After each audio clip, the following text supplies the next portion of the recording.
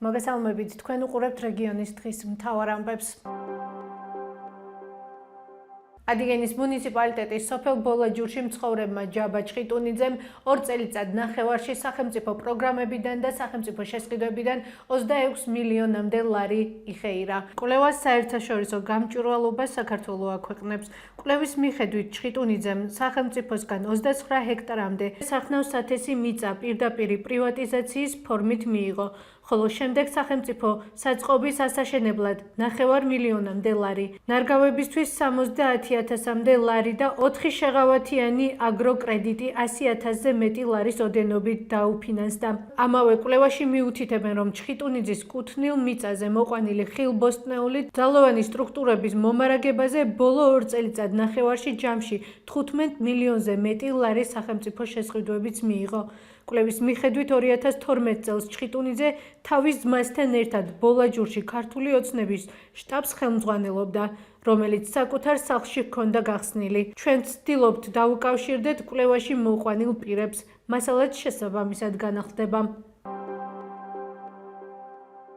ახალციხეში სამუსიკო სკოლის მშენებლობაზე დასაქმებულებმა კუთვნილი ანაზღაურება აიღეს. გვეუბნება გახარია საქართველოსთვის წარმომადგენელი სოფიო ხორგუანი. ხორგუანის თქმით, მას შემდეგ რაც ჩვენმა რედაქციამ დასაქმებულების პრობლემაზე რამოდენიმე რეპორტაჟი მოამზადა, მუშებს კომპანიის წარმომადგენლები დაუკავშირდნენ და ხელფასის ჩარიცხვას დაჰპირდნენ. დღევანდელი ინფორმაციით მათ კუთვნილი ანაზღაურება დაერიცხათ. სამუსიკო სკოლას კომპანია ბიელი აშენებს. ის წინა შემთხვევაში მსგავსად ჩვენს კითხვებს არც დღეს პასუხობს. კითხვებს თავს არიდებენ ახალციხის მერიაშიც. კონტექსტისთვის სოფია ხორგუანის და კიდევ რამოდენიმე წყაროს ინფორმაციით პირები სამუსიკო სკოლის მშენებლობაზე 5 თვის განმავლობაში მუშაობდნენ, თუმცა დამსაქმებელი კომპანია ხელფასს არ უხდიდა, რის გამოც მუშაობა შეწყვიტეს და სამშენებლო პროცესიც შეწყდა. ახალციხის მუნიციპალიტეტის მერია სამუსიკო სკოლას 4 მილიონზე მეტ ლარად აშენებს.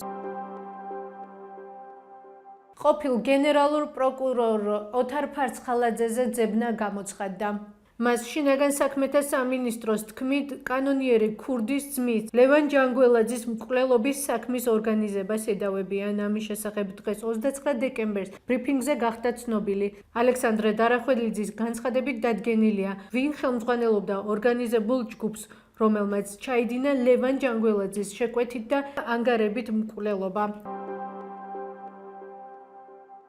ეს იყო ჩვენს ხელთ არსებული დღევანდელი ბოლო ინფორმაცია. მეტი და დეტალური ინფორმაციისთვის ეწვევით ჩვენ ვებ და Facebook გვერდს. მადლობთ რომ გვიყურებთ. შეხვედრამდე.